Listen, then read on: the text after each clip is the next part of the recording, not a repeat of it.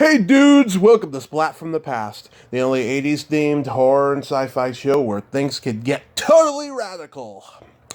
Now, today I will be welcoming a very talented character actress. You know her from such cult classics as Yes, Giorgio, Cobra. She's done some mafia stuff like Gangster Wars and Steal Big, Steal Little, and I am talking about Karen Kondazian. Karen Kondazian, she studied in New York at the Actor Studio. She did all those great roles, and now she is a novelist. She wrote a book called The Whip, which I haven't had the pleasure of reading yet, but eventually I will. I want to find out how she transitioned from acting to novel writing, like so many of my guests do. I've interviewed so many actors turned novelists, teachers, lots of stuff. I love just chronicling the journey of an actor. And also, too, I wanted to mention she was also in the 1987 ABC Disney sequel, Bride of Boogedy, which was the sequel to Mr. Boogedy. And I know so many people out there who love those movies, and I got to bring that up to her as well. So, yeah, here is my interview with Karen Kondazian. Hi, Karen. Welcome to the show. How are you today? I'm fine. How are you? I'm pretty good. Pretty Can you hear good. me pretty well? Oh, yes, I can hear you just fine. Okay, great. That's fantastic. I'm delighted to be here. Yes, this is such a great honor. Thank you for taking the time today. Oh, this will be fun. I'm looking forward. I mean, after I've been, as we all are, sort of locked up in my apartment, Right? and it's going to be very nice to speak to you and to the audience. So, looking forward. Oh, thank you so much. Yes, I try to make it fun. So just tell me, how long have you been doing this? Has this been, and what made you do it? I'm interested in that. So I've been doing this 3 years. I started in May of 2017. Good for you. 5 years ago, I had a really bad car accident, and I spent 30 days in a coma. Oh my God. Yes.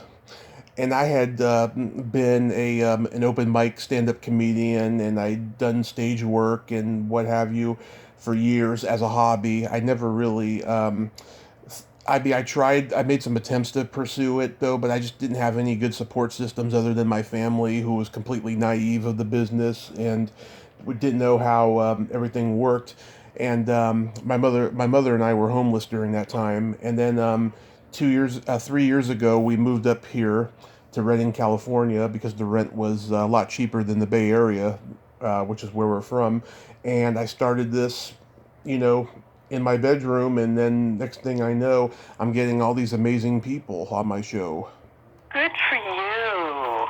You know, when are we gonna? I want to. Why don't we talk a little bit on the air about this? I'd love to, because I have a couple of questions to ask you on air, and then we'll talk. We'll begin. Then we'll go on with me.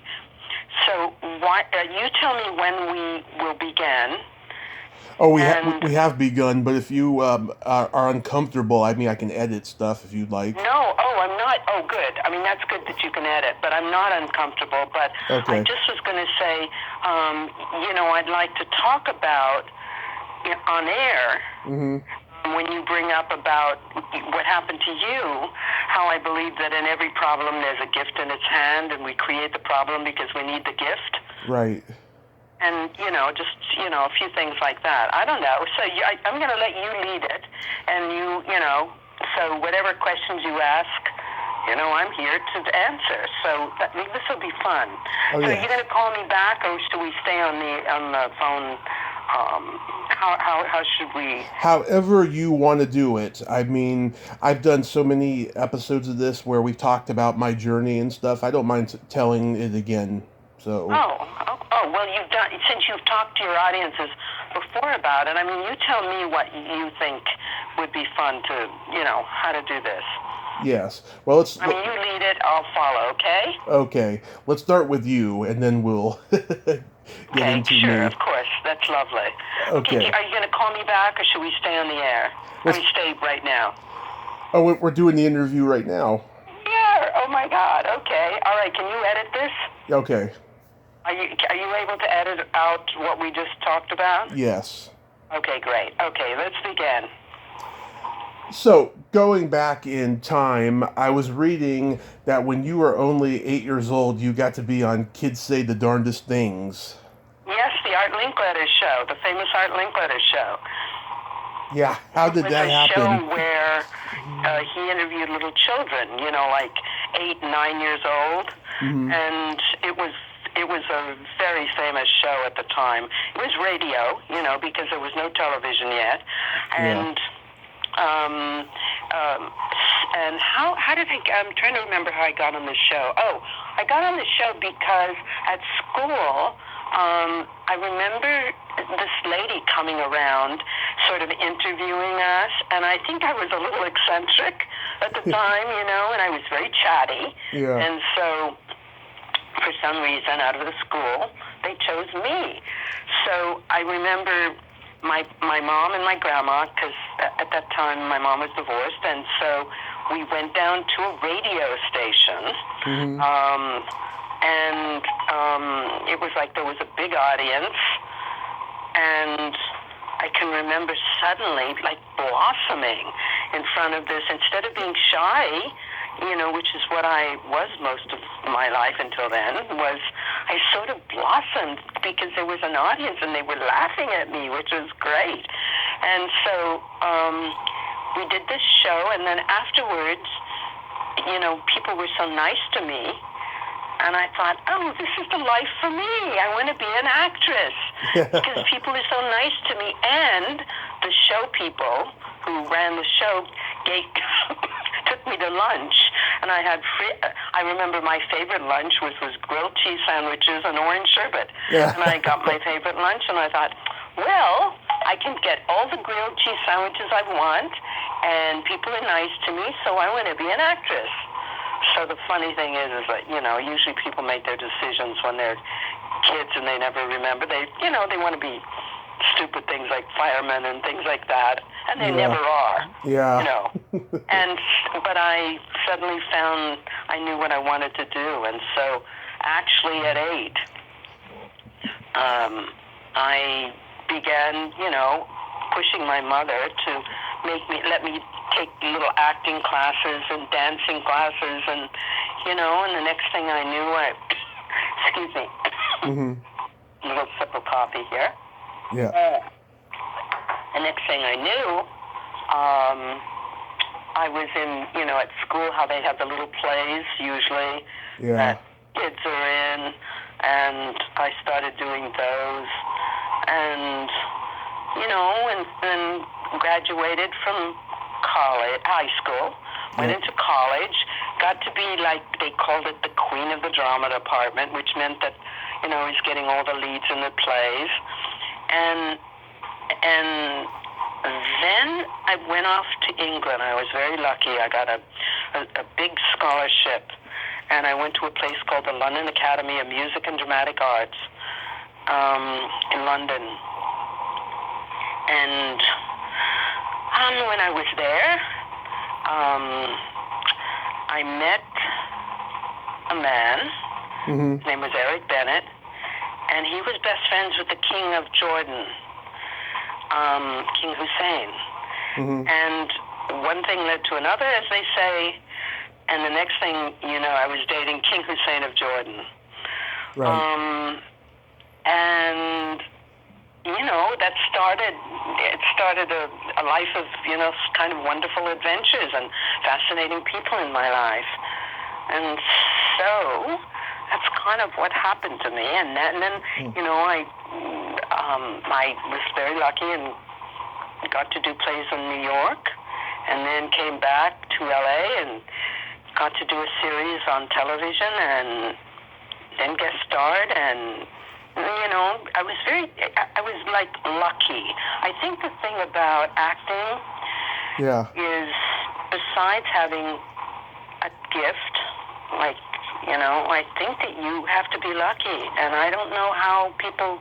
You can create luck by, knowing what you're doing, whether you're a singer, dancer, whatever. But also just luck, and I was lucky, and so. As I got older, I started guest starring on shows, and then I got a series, and life kind of proceeded in that direction. And then, as I got older, there reaches a point, you can work a lot on television, but unless you're a star, around in your 40s, especially in my era, women in particular, stopped working. When you start losing your youth, that was that period. So that was when I started writing, and I had this great idea of this book. I guess you know about the Whip, yes? Yes. When you did research. Yes. About my book, The Whip. Did you know about that? I found out about it. Yeah. Yeah, and it's been actually very successful. Sold many, many, many copies of it. It's based on the true story of a woman who lived her life as a man in the Old West, and she was a famous stagecoach driver for Wells Fargo. And she was the first woman to vote in America as a man. Mm-hmm. And she killed the famous outlaw Sugarfoot, who robbed a stagecoach one too many times. And she was disguised for 30 years, and nobody knew that she was a woman. I mean, she even had a child. And anyway, it's a great story. I think she was born in she was born in 1812, and she died in 1879. So it was that period particularly in California, when it was all men. Right.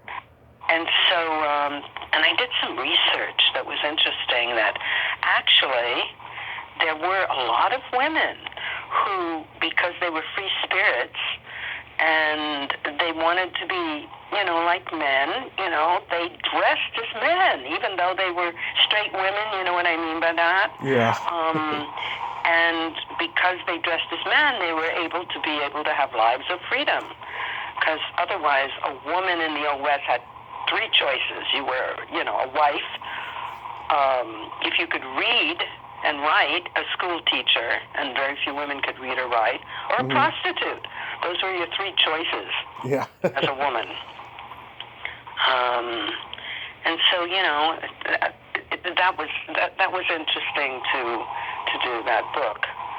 So anyway, that's kind of up to date what I've been doing. Do you have any questions about, what do you think? Oh yeah, I will ask about the book later on though, but I was curious.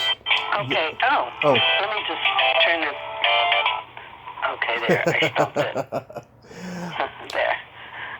But okay. When you got there.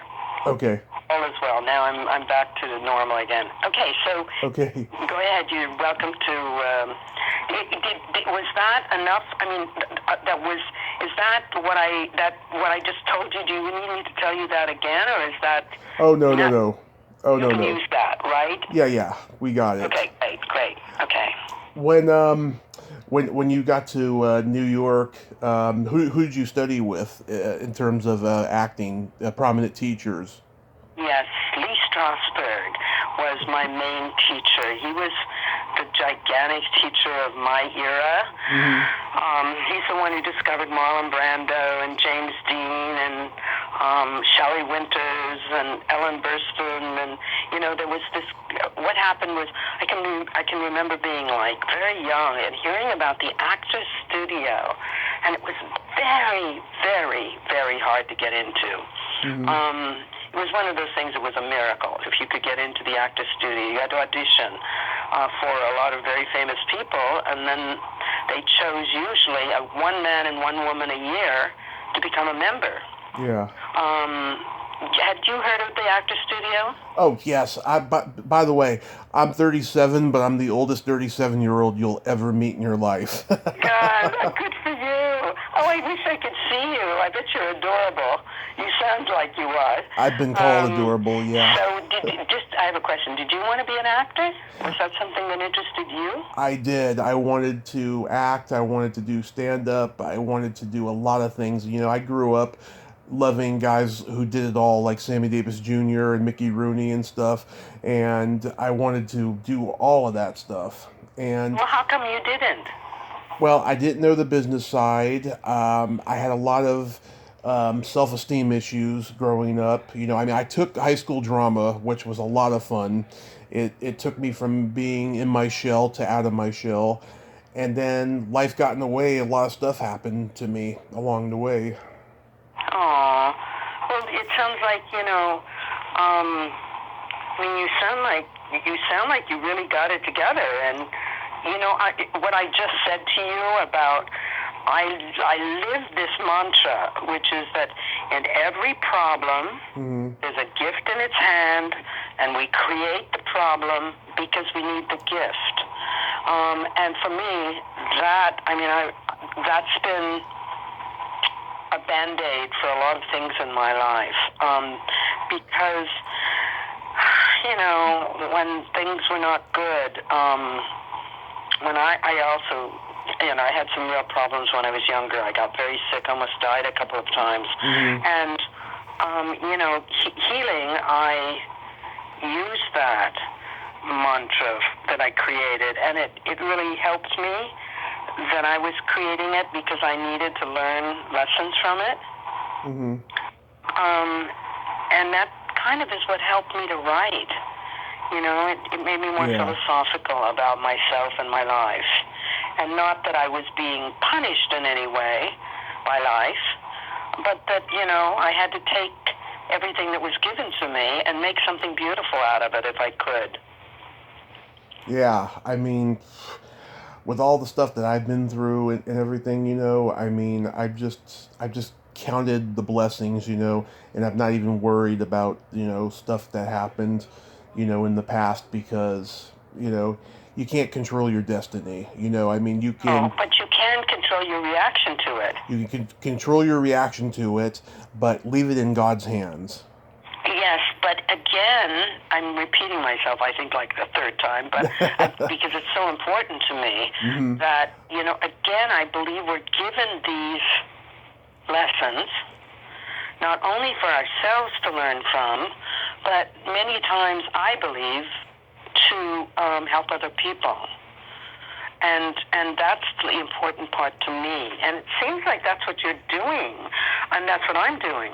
I'm doing it through writing and through maybe even interviews. But look what you're doing. You are actually helping people by not only entertaining them, but making them wiser, choosing people that interest you, that other people can learn from.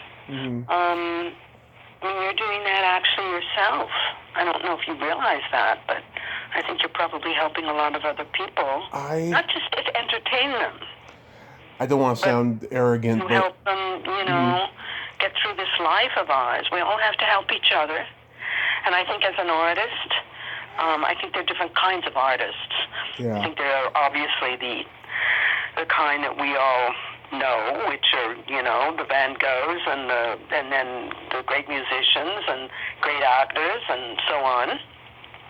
But there are also great artists, I think, in life that you meet who, just happen to be special human beings, and that people can learn from. Because I think, we're all searching how to get through this sometimes difficult life of ours.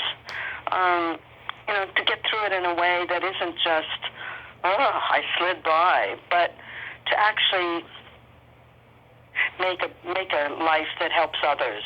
Like what you're doing, and what I'm doing, which is that you're doing these interviews because obviously you're curious, you're interested, but also it's you've made this fascinating almost occupation for yourself. And people learn from each person that you interview. not just get entertained, but hopefully learn.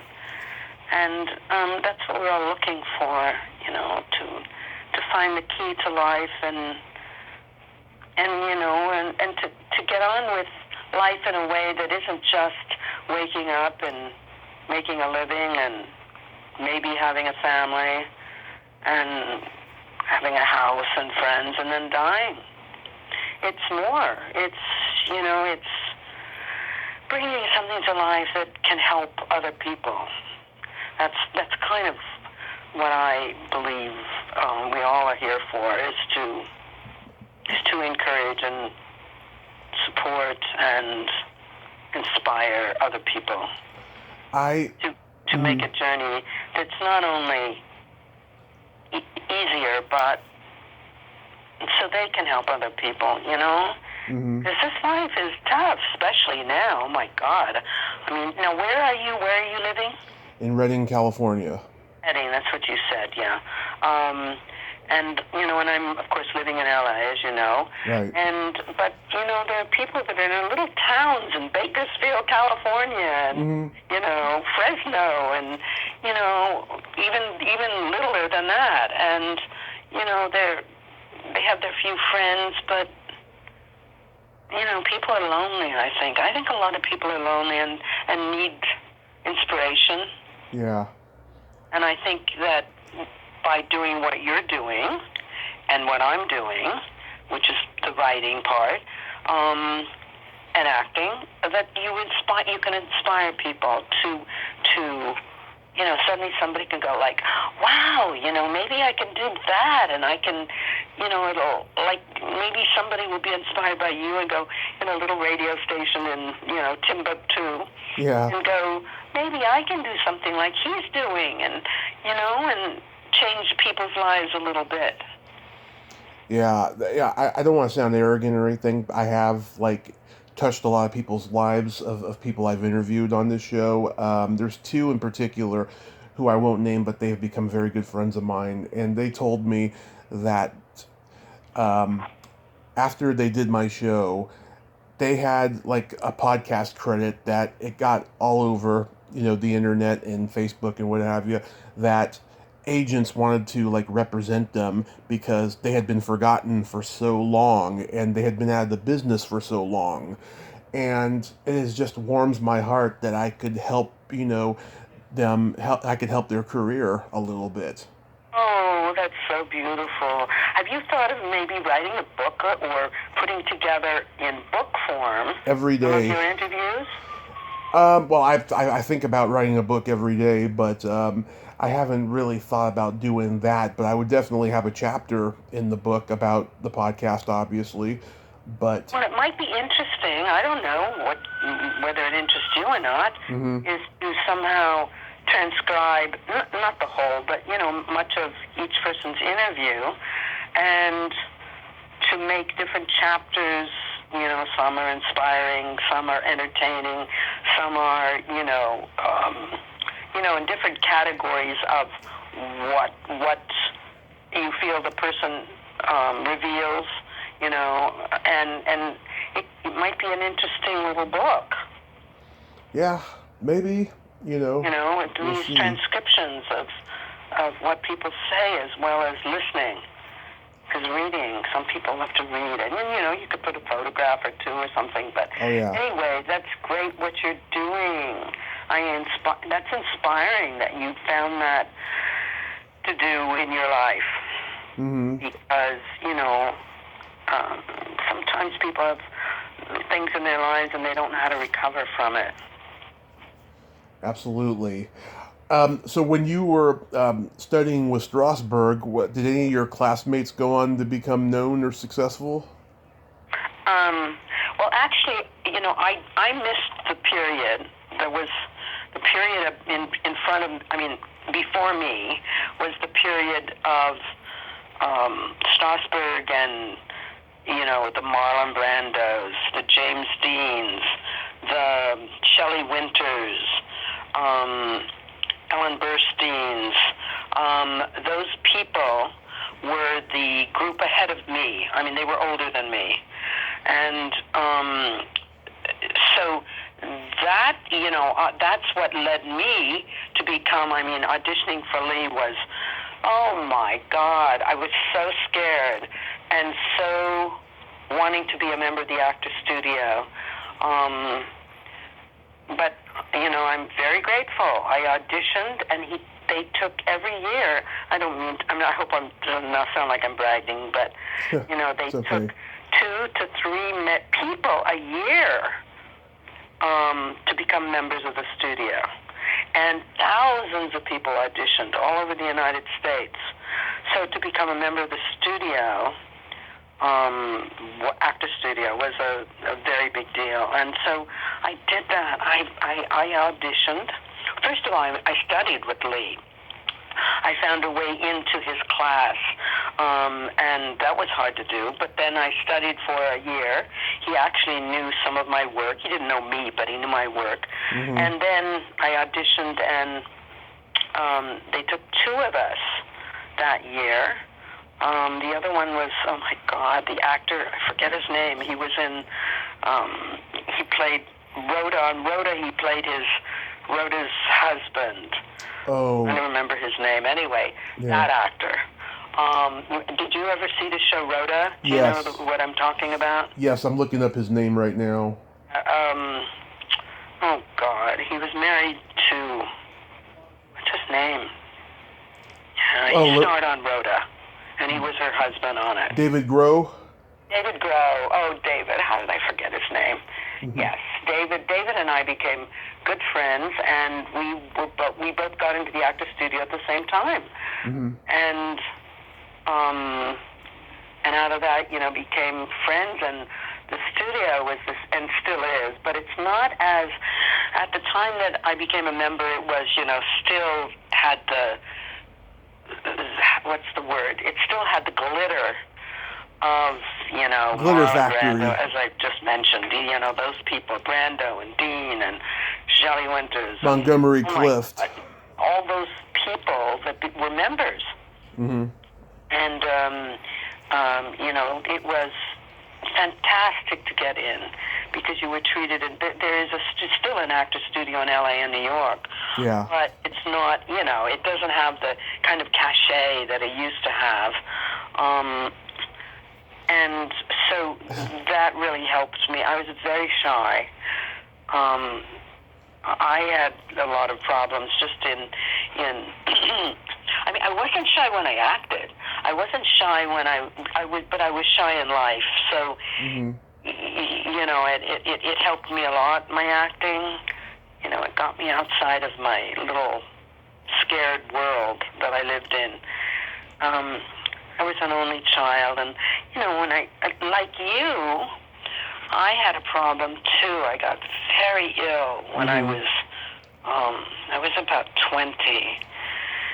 I don't really want to go into it, but I almost died, and mm-hmm.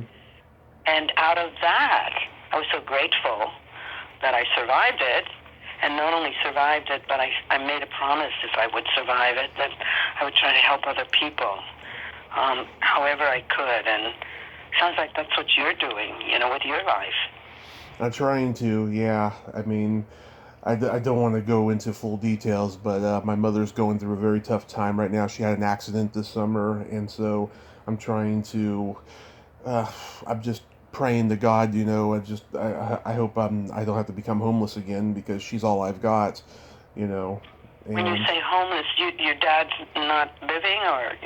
He lives in Marysville, Washington, but he lives in the seniors only place, and so okay. I couldn't go live with him. So you're not close to him, right? I'm very close to him, but... You are? Okay. Yeah, but, so, oh yeah, I see you're having to deal with, I understand what you're having to deal with, yeah.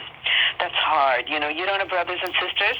I have an older brother. We're not that close. We're not that close, and he's staying with us at the moment. Yeah. To help out. Are you with your mom right now? Yeah, there's the 3 of us here. Oh, that's good. That's great. Oh, I love that you're doing something for yourself. Yeah. You're doing something for yourself. This is important, which also, helps others. But you're not just, a lot of people just would sit home and chew on their nails and watch television, Oh, I do plenty of that. from, you know what I'm talking about. Yeah. Good for you. Thank you. Yeah. So did you do a lot of theater out there in New York?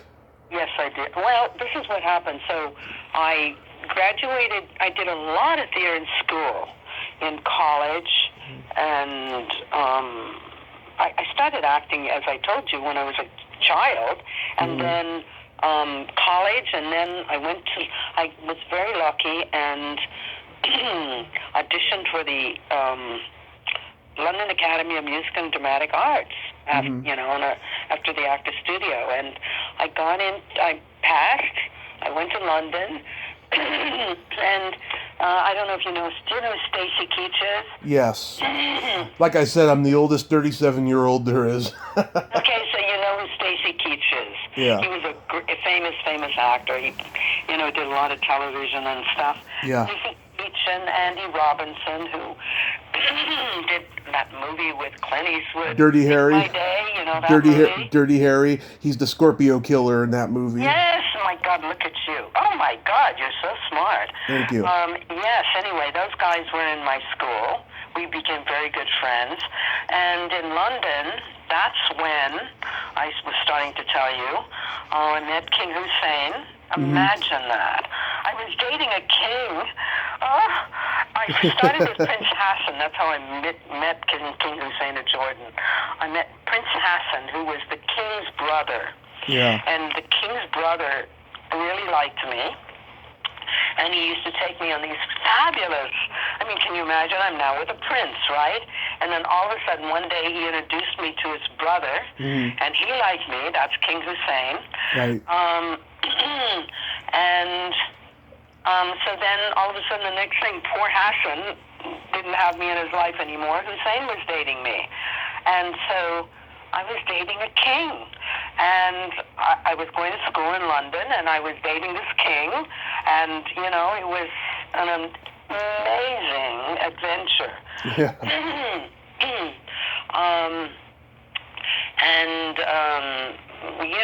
I don't know if you know, but when you're with a king, it's like anything is, possible. Yeah. I almost married him. That's a whole long story, but I didn't, okay. Obviously.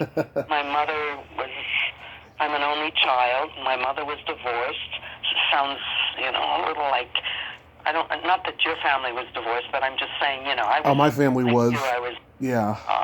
kind of an only child. I know you have a sibling, but anyway, my mother didn't want me to, she didn't want me to leave home. Let's just put it that way. And so, I didn't go back to Jordan, but that was fun. Then Lex Barker came into my life. Do you know who he was? Yes, I do. Okay, so, I met Lex Barker, and he and I felt madly in love. I found out later, I couldn't understand why he liked me. I was this shy little, I was very pretty, but I didn't know it. Yeah. And I was very shy, but, he just fell in love with me, and he, through him, I met a lot of very fascinating people, and he asked me to marry him, and we were in love, and we were in New York, and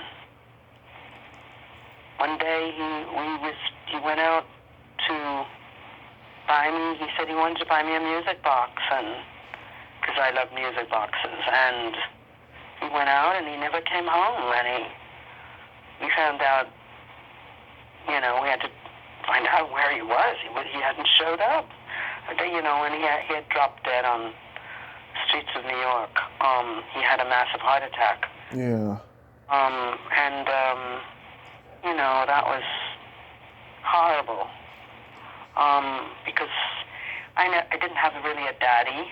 My mom had divorced when I was very young, so I didn't meet my father until I was like 16, 18. So he was like, Lex was like a combination of daddy, and because He was, like much older than me, like 22 years older than me. And I guess why I'm bringing all of this up, that these things that both you and I and your audiences are going through, that the only way that you survive it is by making something beautiful out of it, if you can. And sometimes, even ugliness, terrible things can be made into something that not only teaches other people, but inspires them, that you got through, that you and I and whoever got through things like that. I never married because, I was so much in love with Lex that, and I kept thinking that, and every time I loved somebody, they would die. Oh my God, you as a kid, a young woman, you get those kind of things in your head. And so I've never married, never had children, don't have a family, but the writing has helped me a lot. When you reach a certain age as an actor, especially television, I've still done a lot of theater. In fact, you've probably done your research, but, I met Tennessee Williams. He saw me I used to love to do Tennessee Williams plays. I'm kind of a Tennessee Williams actor. There are people who are, what that means is that you have that kind of mentality, that neurotic, kind of interesting quality, and you get Tennessee Williams. So when I did him, I did Rose Tattoo, and I won the LA Drama Critics Circle Award, and that started my career of television. Then I did Sweet Bird of Youth with Ed Harris. Do you know the actor Ed Harris? Of course. Yeah, you would know. You know everything. Good for you. Academy Award winner. Yep. And anyway, Ed is still a very good friend, but he wasn't then. He was just a young actor trying to get work, but we're still friends, which is lovely. I started doing these interesting Tennessee Williams plays, and then one day Williams came to see me. Oh, God, I couldn't believe it. He saw me in Rose Tattoo. And afterwards, I have these wonderful photographs of us together. And, he said to me he'd give me the rights to all of his plays, that I could do all his plays for free. So I started knocking them out, boy. And did a lot of Williams. And it's interesting. As an actor, there are people who are like Arthur Miller actors. There are people who are Tennessee Williams actors. There are people who are Shakespeare actors. That means that you have the heart and the understanding of the playwright. Do you know what I mean by that? Yeah. So because of Williams and our friendship, he gave me the rights to all his plays. So what happened was I started, doing each one of them, and I started producing. So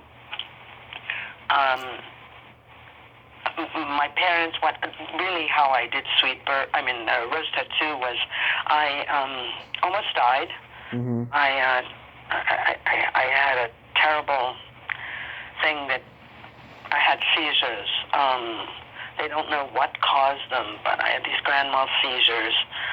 I don't want you to really write about that, but you can just say that I was sick, but I'm sharing with you that I had these terrible seizures, and the doctors didn't know how to stop them and help me. Anyway, I was determined not to let this ruin my life, and so my parents helped me and gave me a little money, and I would, get the rights to these plays, and then I'd produce them and act in them. And I was very lucky to get a name of doing a lot of Williams. So that started my television career. I was very lucky for a time doing, probably you've done research, I've done I did quite a few interesting television shows and met quite a few interesting actors, and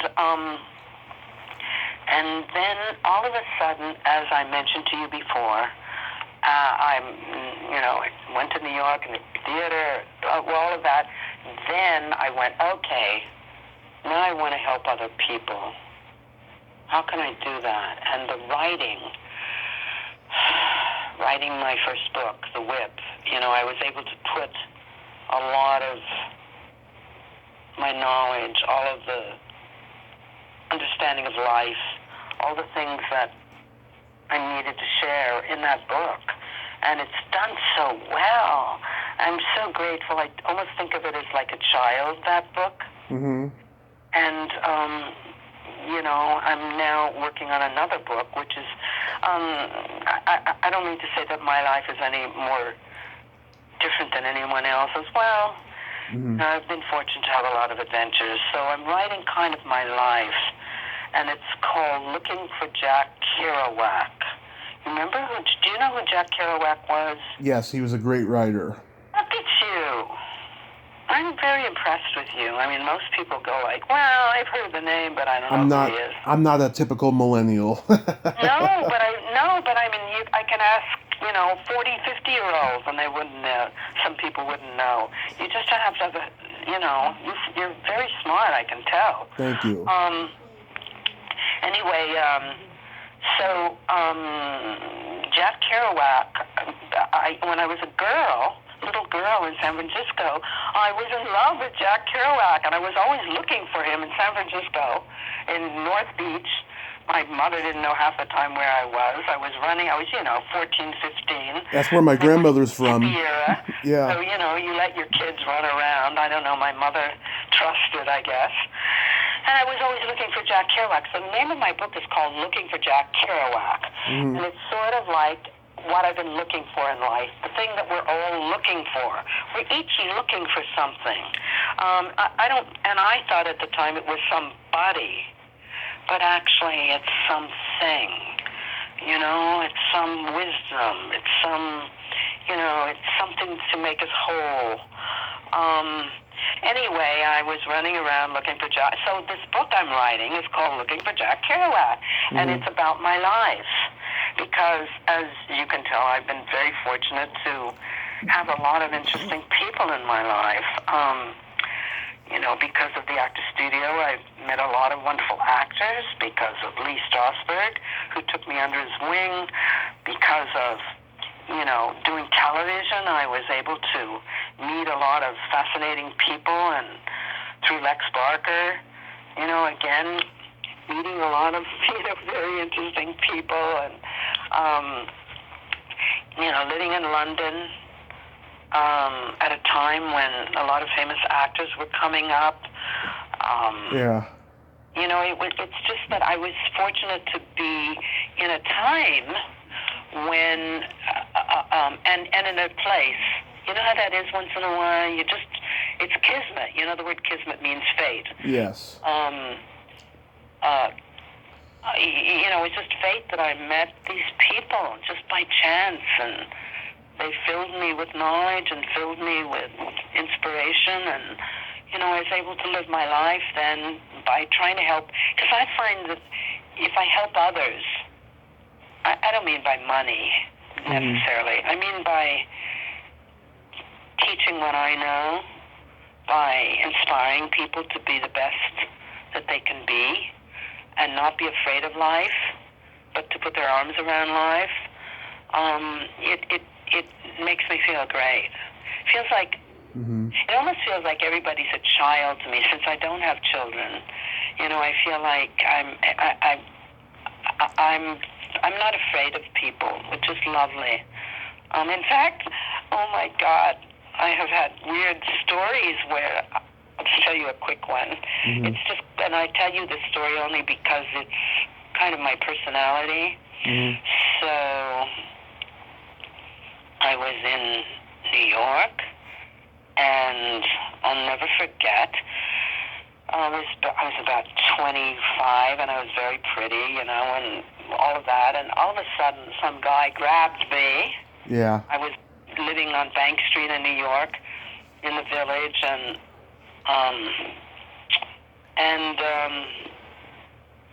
you know, he's trying to kidnap me. And I mean, for real.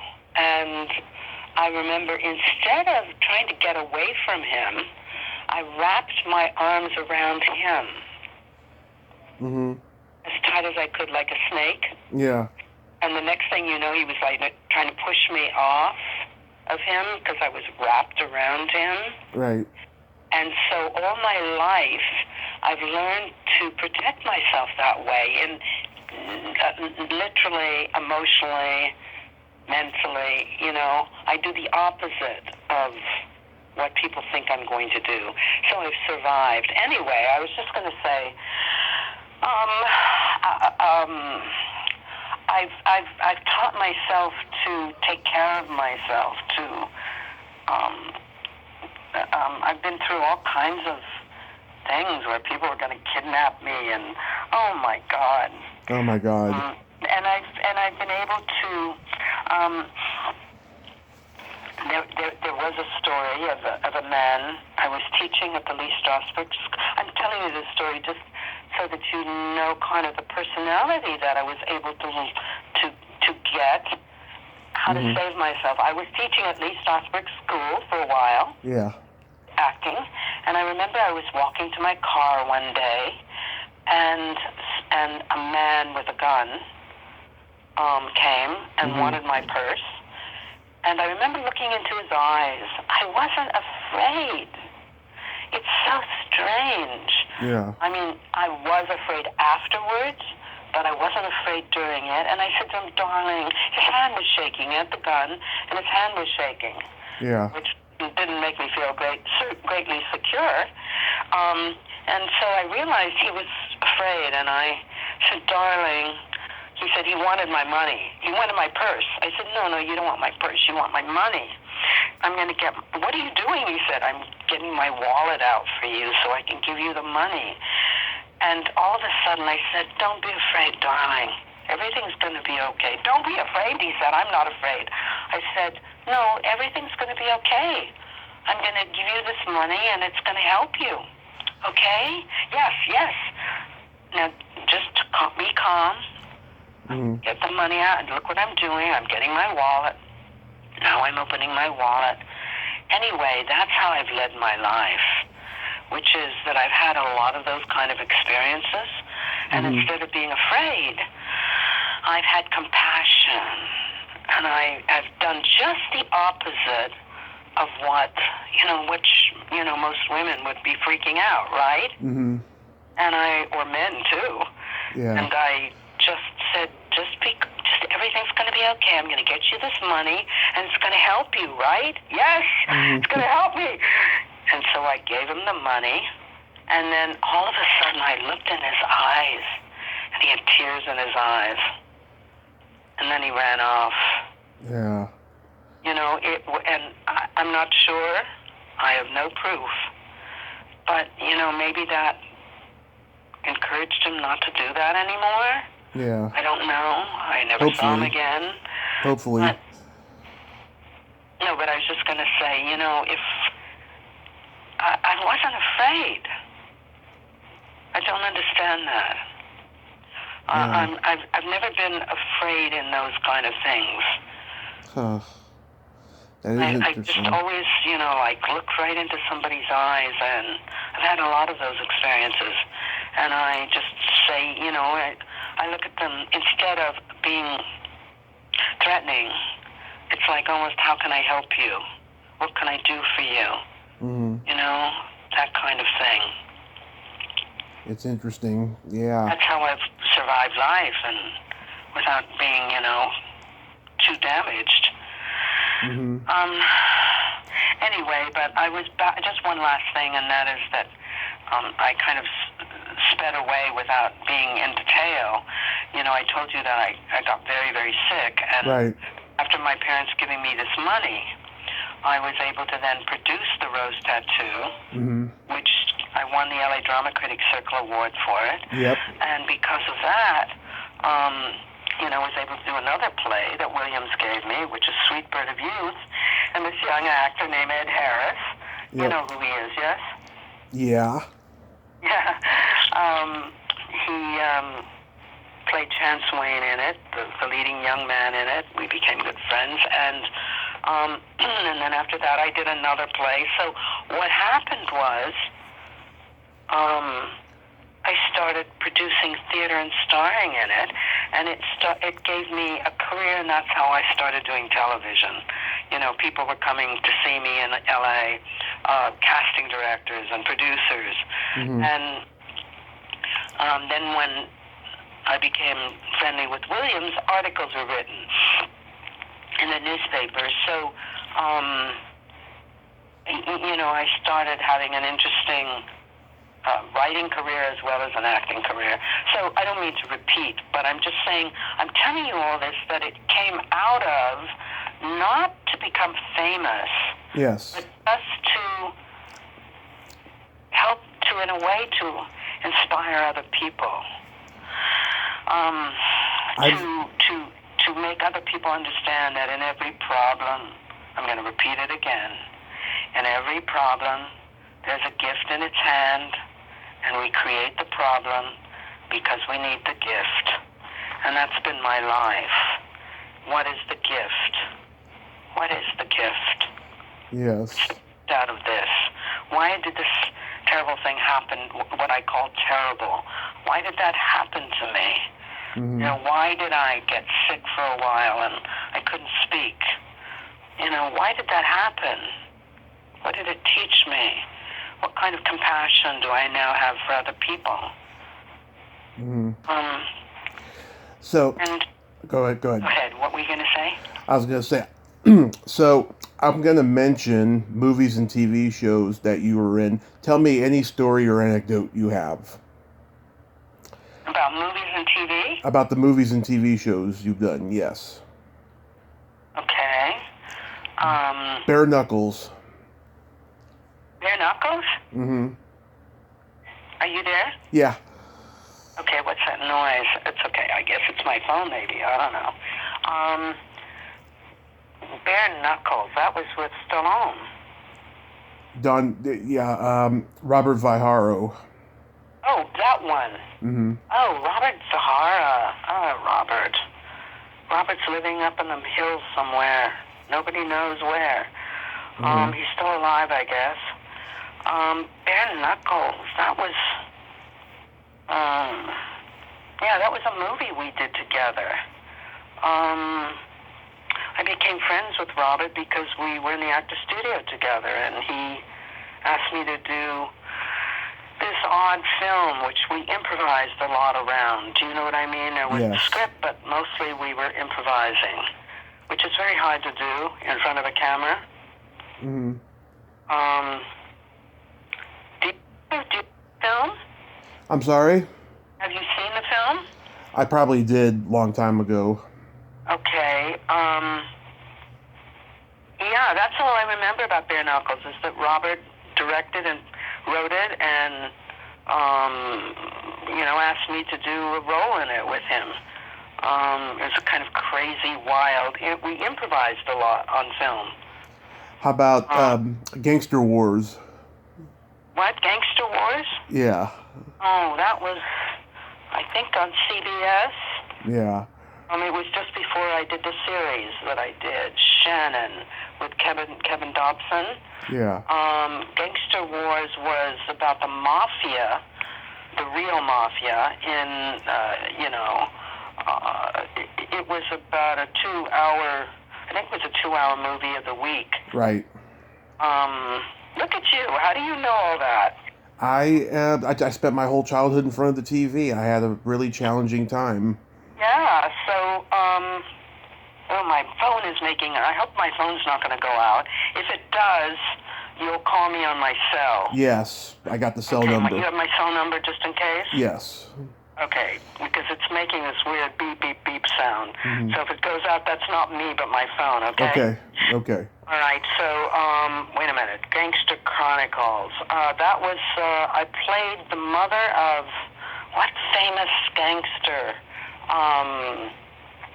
Italian Gangster. It's been a while. I'm trying to remember. I was the mother of this very famous gangster in it. Lucky Luciano. The gangster. Lucky Luciano. Lucky Luciano. Yes. Yes. Oh my God! I need you in my life. Would you come along and remember all the things that I forgot? Yeah. Luciano, yes. And then that's exactly right. And then right after that, literally a week after that, we started the series Shannon. I started, it's the only lead, I didn't guest star. Everything else I guest starred in. But Shannon, I actually was starring in the series with Kevin Dobson. I played his mother-in-law. Right. Luciano. Oh, yeah, that was interesting. That was, who the Armenian directed it? Richard Safarian. Oh, my God. Why are you asking me? I need to ask you about these things. I can interview you. Oh, my God, that's hysterical. Look at you. I'm very impressed with you. Thank you, thank you. You are amazing. Thank you. I mean, I need you in my life to do just what you're doing. I've forgotten half of my life. That was fun, but I was actually thinking about the series that I was going to start 2 weeks later. And so Shannon. we're trying to get me through doing this CBS Mafia thing as quickly as possible so I could start the CBS series. So it was one of those things where they were, I was very fortunate. I was just going from one thing to another. There was a time when I was just knocking them out. That is, as an actor, that happens, where just suddenly you're hot. It's called being hot. Mm-hmm, you're yeah. just going from show to show, guest starring, and that's what happened for a while. It was fun. I made a lot of bucks. I met a lot of very interesting people, and, I had a chunk of film to my name at that point. Yeah. Film world is very strange. Yeah. You're hot, and then you're cold, Mm-hmm. How about Time Warp with Adam West? Adam. Oh, that one was kind of... That was, I loved Adam. Adam and I became good friends. He had just finished his, doing his, what was that character? Batman, yeah. He had just finished, he wasn't doing it anymore. And, we became really best friends out of that for a while. He was married, so we weren't dating, but we were, Yeah. We saw each other a lot. And Adam, lovely man. Is Adam still alive? He died a couple years ago. Oh, my God. I talked to Burt Ward this summer, who played Robin on Batman. Yeah. Yeah, he went too? No, he's alive. He's alive, okay. Yeah. Yeah, Adam's gone. Oh, too bad. How about... Anyway, that was, a kind of quickie, in and out kind of thing. But Adam and I were friends for a long time because we met through Lee Strasberg's class. He was one of the people that I mentioned, I became friends with. Yeah. And he was kind of a neurotic, sweet guy. Yeah. I can imagine. But, anyway, at that moment in time, he wasn't doing his series. He was just guest starring and stuff. And he was grateful to be doing what he was doing with me. Mm-hmm. Well, that's the pathetic thing about acting, particularly television. You can be a big, giant star and be doing what he did, and then nobody wants you anymore. Which is when I met him, which is what was happening. And what...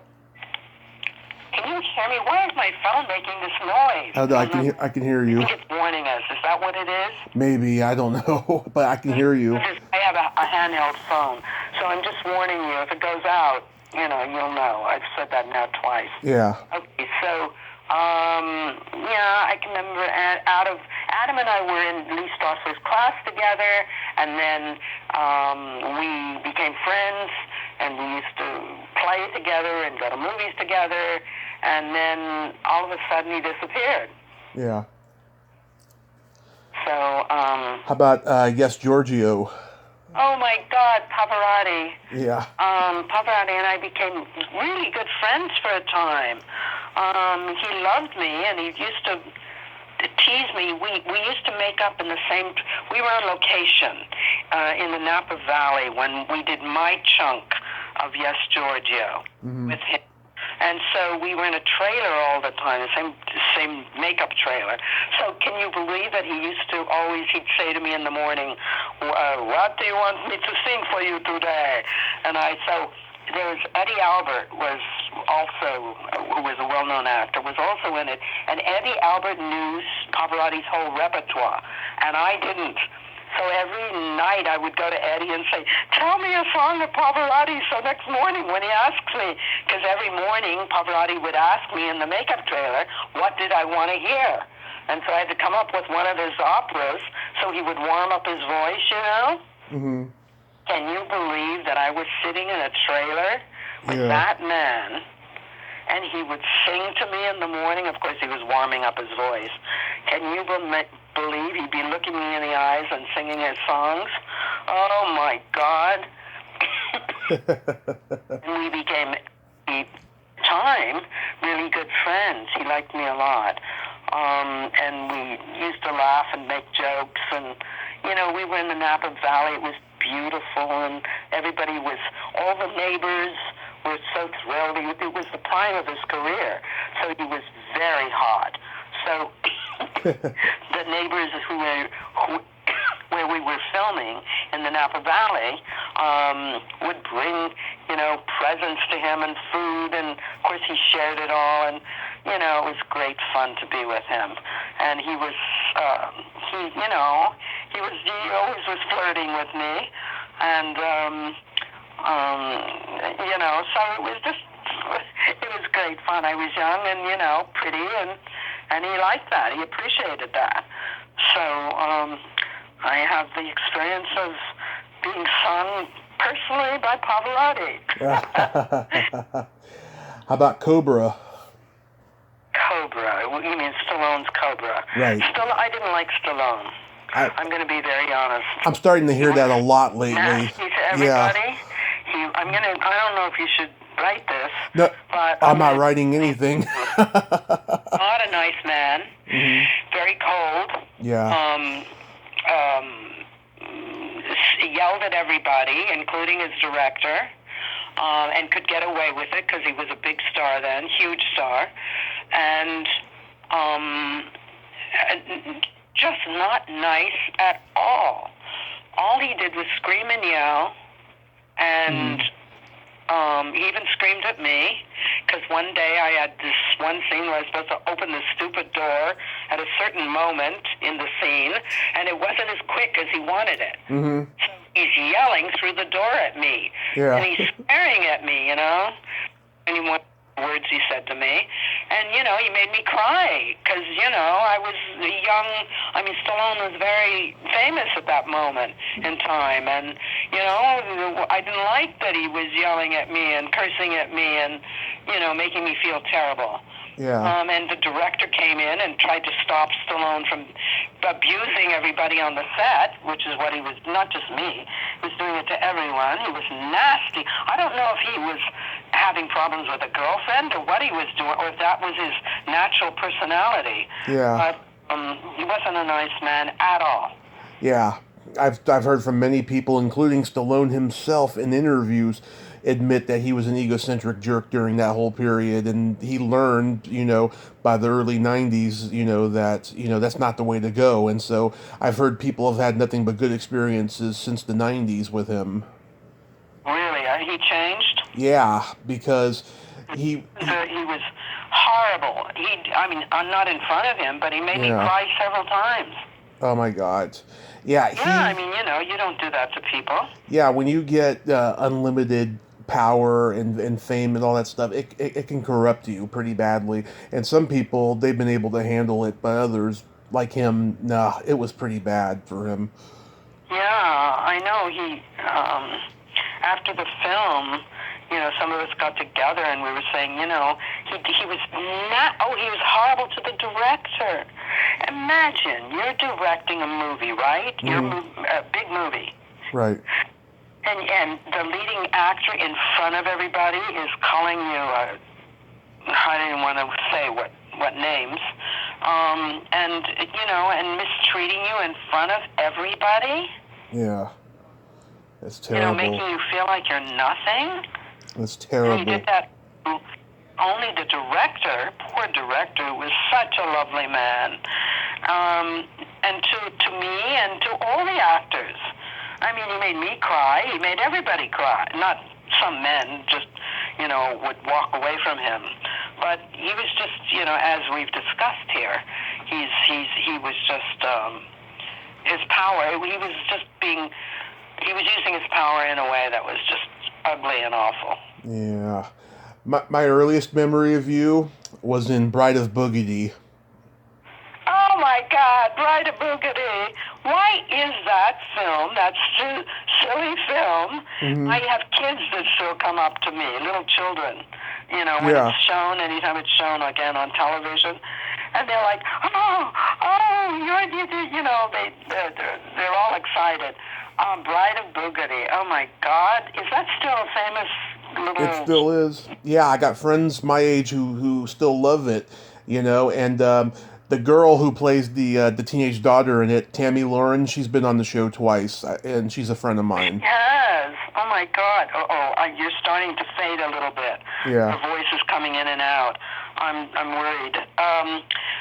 So, yeah, Bride of Boogedy was great fun. The director was fabulous. One of the nicest directors I've ever worked for in my entire life. I forgot his name, but he was a big director at the time. Oz Scott. What? Oz Scott. Oh, yes. He was such a nice man. Oh, and we had so much fun. That was just a hoot. But that was one of the shows that, why I made so much money is that they had to finish it. So I remembered we worked through not only we started early in the morning, and then we worked through the whole night. It was like midnight. It would be 2 and 3 in the morning. And for actors, that's triple pay. So I made so much money from that film. And not only money, but, I still have kids whenever, as I said to you, I'm now repeating, but, anytime it's shown on television, I don't know it's been shown, but I know because kids come up to me and kick me. They're like, you're that, they carry on. Yeah. But that was so much fun. I love that. I love that adventure. Yeah. It was Leonard Fry's last movie, too. Sorry, you're coming in and out now. You're getting very far away. What did you say? Leonard Fry from Fiddler on the Roof. That was his last movie. Yeah. You know what? I can't understand you now. Can you understand me? Yes, I can. Okay, you're getting very crinkly. I think my phone is going. Okay, I'll call your cell phone then. You want to call me on my cell phone? I can't hear you anymore. Okay. Okay. Okay.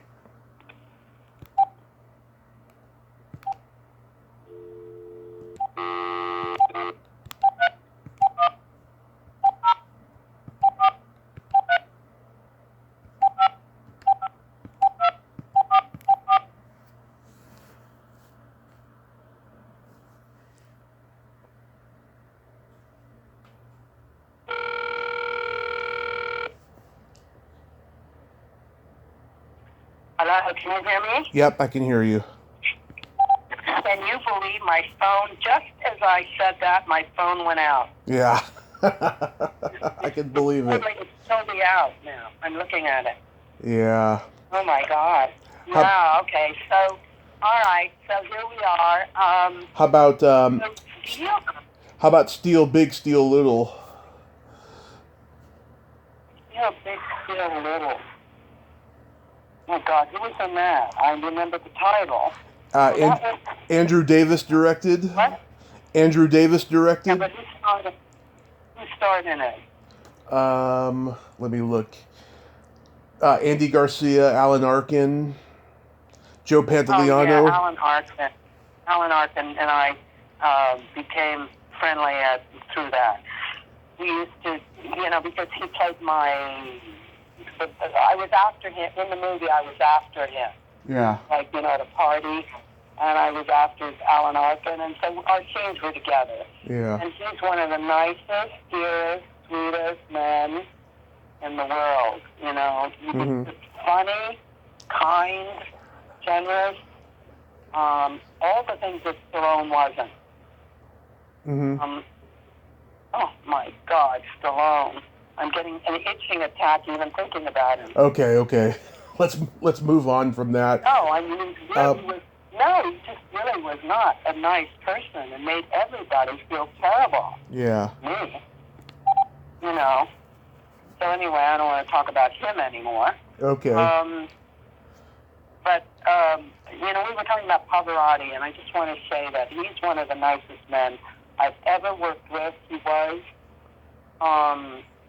We had a scene where we were dancing together, and he just, he and I was flirting with me. It was a great flirt.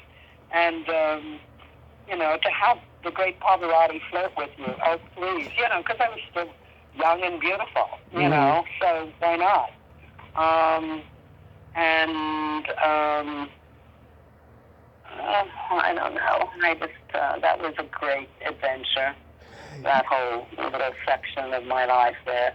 That's when I went right into the series, right after Pavarotti, doing Shannon then. I know we talked about that. Yeah. How about I have to tell you something. I'm feeling like, the word deja vu? Yes. Deja vu, which means I've been here before. I feel like you've interviewed me before. No, this is the first time. I know, it feels like I've been interviewed by you. I don't know why. But anyway. People meet me and they think they've known me their whole life sometimes.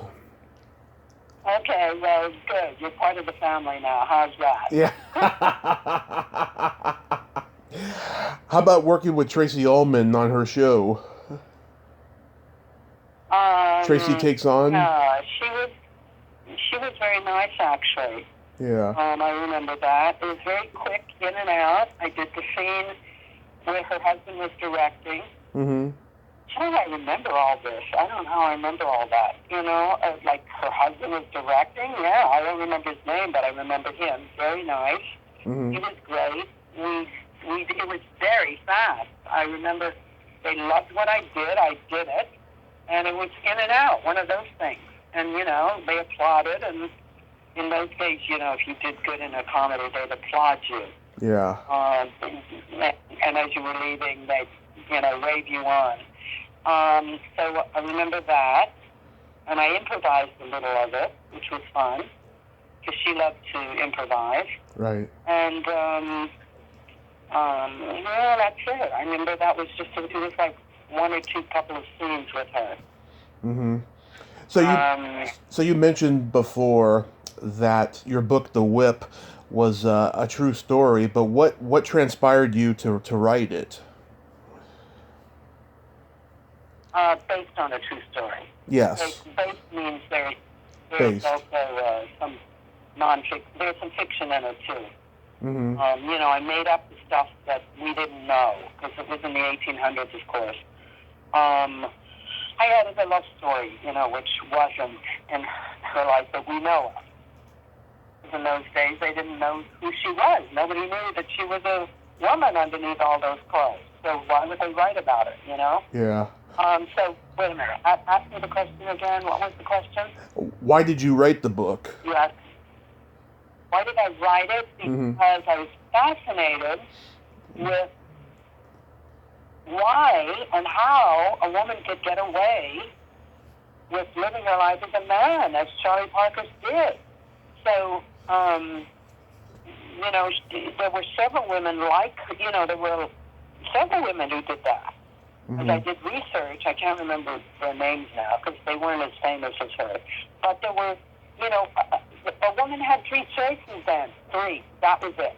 You were a housewife mother, you were a prostitute, or you dressed as a man. That quite a few women Uh-huh. who actually lived as men, and we, to this day, don't even know. But the ones, anyway, it interested me, to answer your question, Mm-hmm. How a woman could get away with that.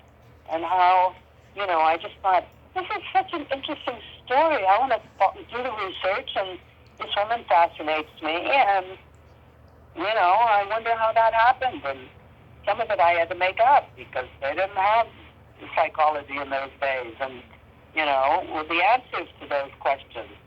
So, I took all the facts that I could find, Mm-hmm. and then I went to Watsonville, where she lived most of her life, and she was born on the East Coast, but I'm talking about her adult life was lived in Watsonville. At first, she coached, she rode stagecoach up and down the California coast. Went to Watsonville and interviewed a bunch of people. And I'm trying to answer the question to you. I mean, I was trying to go like, so how did she get away with that, Yeah. It was interesting to me. And then because I was trying to figure out how to get away with it, I thought, wouldn't that make an interesting book? And so because I wasn't working as an actor as much, because I was getting much older now, Mm-hmm. and I had done, many years of guest starring and stuff, and it starts petering out. There becomes, in my day, I worked a ton in my 30s and 40s. And then suddenly, you get to be in your 50s, and it's like new people are coming in to take your place. Yeah. So that's why I thought, I'm going to start writing. And be creative that way, because I need to be creative all the time. So this lady fascinated me. I went down to Watsonville. I interviewed a lot of people, especially the lady at the library in Watsonville who knew a lot about her. And there was an old cranky lady who, in a house that I was told to go interview, who knew a lot about her. Mm. I did. And then I wrote the book, and then the stuff that there was no information on, I made up. And that's why on the outside of the book it says, based on a true story, and it's inspired by a true story. Mm-hmm. Nice. Means inspired means, part of it is not true. Yeah. And now, I told you I'm working on Jack Kerouac, and then I'm going to work on a book about I'm Armenian, and I don't know if you know that there was an Armenian genocide where the Armenians, like the Jews, were totally wiped out, almost wiped off the earth by the Turks. I'm sure. Yeah. Just shooting. You know about that? I don't know about it, but I don't doubt it. I mean, there was a lot of crazy genocides in those days. Yes, no, this was a big genocide. 3 million Armenians were killed. You can look it up. And my family ran from the genocide. My great-great-grandparents. And so, that was a whole thing. And so, there's a lot to write about. Anyway, I have so much to write about. I don't know where to begin, but I'm going to put that in my book, in my Looking for Jack Kerouac. Mm-hmm. And then maybe write a book later about the genocide. I don't know. We'll see. Because people know about that one. Everybody knows about when all the Jews were massacred, killed, right? The Nazis. But nobody really knows about that Hitler. This is interesting. Hitler was inspired to kill the Jews because of the Armenian genocide. And he studied the Armenian genocide carefully. And, if it wasn't for the Armenian genocide, maybe wouldn't have been the Jews being killed. Yeah. I don't know if you know. That's an interesting fact. Do you have any Do you have any desire to act again after COVID has been resolved? That's a good question. I haven't acted for a while, a couple of years. Yeah. I don't, it's interesting how you lose your taste for acting. I mean, I do it, yeah, but it's not like I'm passionate about it anymore. Yeah. I don't know why you lose your taste for it. There's something that's like, it's almost like you don't need it anymore in your life.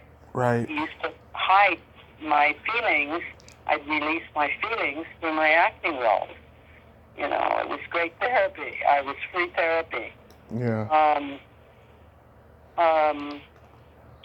Somebody asked me, but, I still have an agent, which is, like, weird. Yeah. Still go out every once in a while on auditions, but, I don't know. You lose your interest. I'm more interested in writing now. Nice. But, yeah, I would do it. Answer your question. I would do the role. Yeah. My again, just to go back and repeat, my favorite roles that I've done were the Tennessee Williams roles, the Rose Tattoo and the Sweet Bird of Euchre that had, and one called Vu Carré, which is an interesting Williams piece that nobody knows. And I'm grateful that I knew Williams and that we had a wonderful little experience together in our lives. And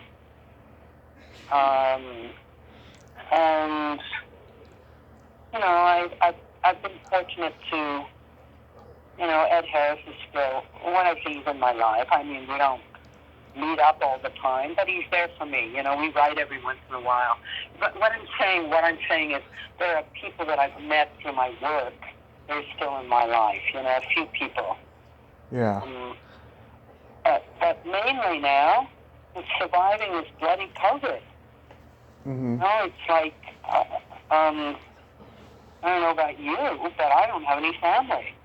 So, you do have family. I mean, I know you don't. You just told me. But I'm saying, I have nobody. When you reach a certain age, they're gone. And so I'm alone. And so that one has to keep oneself creative and not depressed. I'm sure there's a lot of, I don't get depressed either because I'm an only child. So I know how to handle that. You know what I'm saying? Right. Being Absolutely. an only child. But it's hard for people right now who are only children, who don't have family. I don't know what they do. I mean, I'm writing. I'm not acting because nobody's acting these days. But I'm writing, and if I didn't have the writing, I don't know, I'd go crazy. What, is that how you're keeping yourself from being crazy, is doing interviews and stuff? Doing interviews. I wish I could go to my gym here in my apartment complex, but it's closed because of COVID. And I was on a diet when COVID happened. I lost 25 pounds, and I need to lose a lot more. But Good for you. thanks. But doing these interviews, I mean, it's really kept me sane throughout this process. One thing it's taught me too is that once the new year starts, I need to just knock it down to 2 interviews a week instead of 8 to 10 like I've been doing for the last couple of years. It could be. What do you do with these interviews? You have them on you have a show, right? Yeah, I put it on YouTube. Well, what do you? YouTube. That's right. How long have you been doing this? For 3 years, since May of 17. May of 17. 2017. 2017. Yes. Okay, so that's 3 years. Yeah.